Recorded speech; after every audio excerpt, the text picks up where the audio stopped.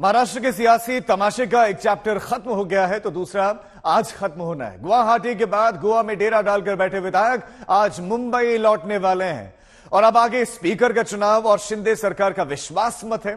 इस बीच में उद्धव ठाकरे ने शिंदे को शिवसेना से बाहर का रास्ता दिखा दिया है तो एकनाथ शिंदे के कुछ समर्थक अयोध्या पहुंचे हैं। तो महाराष्ट्र में मिशन पूरा होना बाकी है, उस पर मुहर बाकी है। गोवा में ये आखिरी रात रही जब जश्न मनाया गया।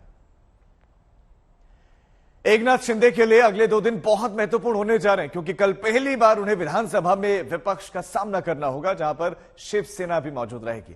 4 जुलाई को उन्हें शक्ति परीक्षण के साथ जो है अपना बहुमत साबित करना होगा और तभी उनके जो रास्ते हैं, जो कील के कांटे रास्ते में हैं, वो दूर हो पाएंगे।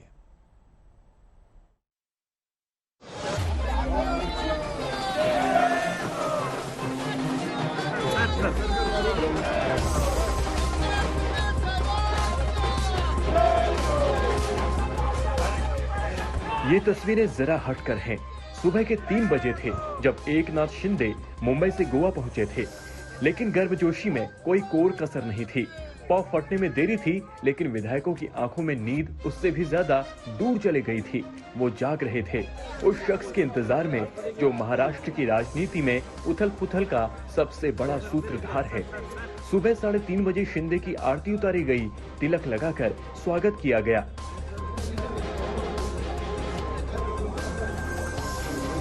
गोवा के इस 5 सितारा होटल में 4 दिनों से एकनाथ शिंदे के कैंप के वो तमाम विधायक जो पहले सूरत से गुवाहाटी और उसके बाद गोवा पहुंचे थे। सबसे दिलचस्प बात ये कि मुख्यमंत्री बनने के बाद 2 दिनों में 2 बार खुद एकनाथ शिंदे यहां पर मौजूद हुए। यहां पर वो मुंबई से चल करके आए, सबसे पहले आधी रात को, उसके बाद फिर रात के 3 बजे और उन विधायकों के साथ लगातार मंथन। पहले गुवाहाटी और फिर गोवा। बागी विधायकों के वनवास का अंतिम पड़ाव आ चुका है। शहर दर शहर भटकने का सिलसिला खत्म हो चुका है। अब अगली मंजिल मुंबई है, जहां सरकार की शक्ति की परीक्षा होनी है। अगले 2 दिन एकनाथ शिंदे को कई इम्तिहानों से गुजरना है। आज स्पीकर के चुनाव के लिए पर्चा दाखिल होना है। बीजेपी से राहुल नार्वेकर ने स्पीकर पद के लिए नामांकन कर दिया है। 3 जुलाई को विधानसभा के स्पीकर का चुनाव होना है। 4 जुलाई को विधानसभा में शक्ति परीक्षण होना है। 4 दिन से गोवा के 5 सितारा होटल में डेरा डाले एकनाथ शिंदे कैंप के बागी विधायकों की घर वापसी का समय आ चुका है।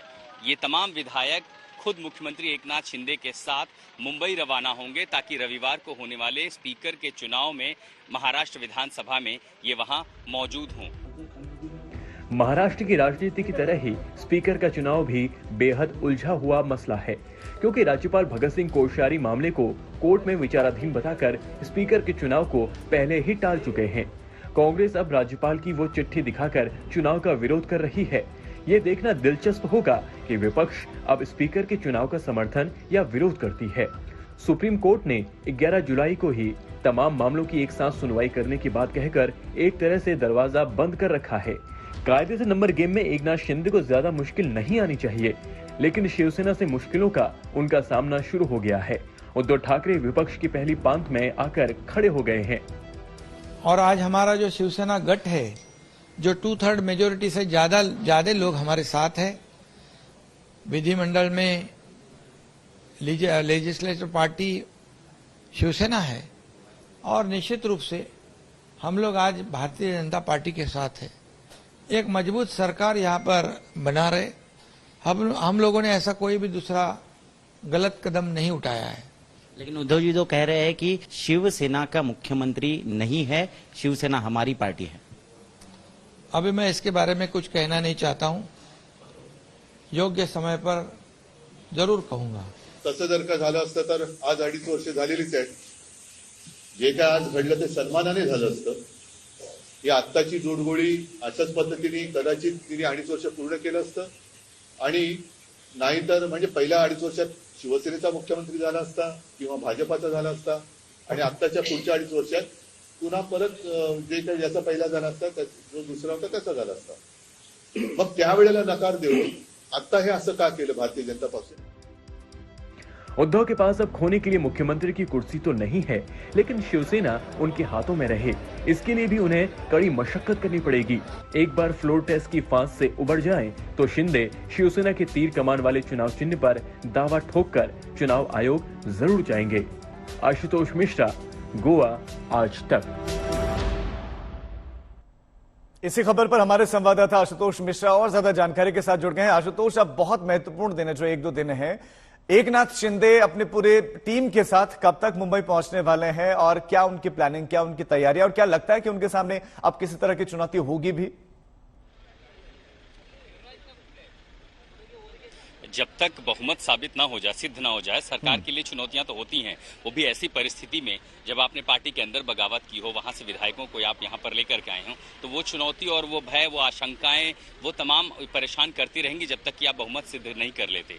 फिलहाल ये देखिए कि इस शपथ ग्रहण के बाद भी एकनाथ शिंदे 2 दिनों में 2 बार महाराष्ट्र से गोवा आए हैं। इसी ताज होटल में पहले जो आए थे रात को 12 बजे पहुंचे थे और बीती रात जो आए हैं रात के 3 बजे आए हैं। विधायकों के साथ कई दौर का मंथन चल रहा है, क्योंकि अगर कल सत्र बुलाया गया है तो जैसे हमने रिपोर्ट दिखाई कि अभी स्पीकर के चुनाव को लेकर के जो पेच फंसा है, उस पेच से कैसे निकलेंगे, क्योंकि अगर प्रोटेम स्पीकर नहीं है तो डिप्टी स्पीकर को भूमिका निभानी होगी। पहले ही राज्यपाल ने अगर ये स्पीकर के चुनाव पर रोक लगा दी थी, ये हवाला देते हुए कि मामला अभी न्यायालय में विचाराधीन है, तो आगे ये कैसे होगा। और होगा तो संख्या बल का दावा एकनाथ शिंदे कर चुके हैं कि हमारे पास जो शिवसेना के विधायक हैं व्हिप भी लगाएंगे, बीजेपी के समर्थक हैं और उसके बाद में उनके पास जो है निर्दलियों को मिला के संख्या 170 है। इसीलिए वो चाहते हैं कि एक बार स्पीकर का चुनाव हो गया तो वो इस बात से आश्वस्त हो जाएंगे कि स्पीकर भी उनका होगा। आपने देखिए राहुल नार्वेकर जो बीजेपी के नेता हैं, उन्होंने नामांकन दाखिल किया, तो इस बात से आश्वस्त हो जाएंगे कि अब आगे सब कुछ महफूज है। बहरहाल जब एकनाथ शिंदे यहाँ पर पहुंचे हैं, बैठकों का दौर लगातार चल रहा है, रणनीति पर चर्चा हो रही है। जो विधायक यहाँ पर उनका बहुत सारा जो सामान है वो पहले ही मुंबई के लिए रवाना कर दिया गया। हमें जो जानकारी थी वो ये कि 1 से 2 बजे एकनाथ शिंदे जब यहाँ आए थे तो अपने विधायकों के साथ आए थे। जब यहाँ से मुंबई जाएंगे कल सत्र के लिए, ठीक है आशुतोष, आप नजर बनाए रखें, अपडेट्स के लिए आपके पास आएंगे। फिलहाल बहुत शुक्रिया आपका इस तमाम जानकारी के लिए।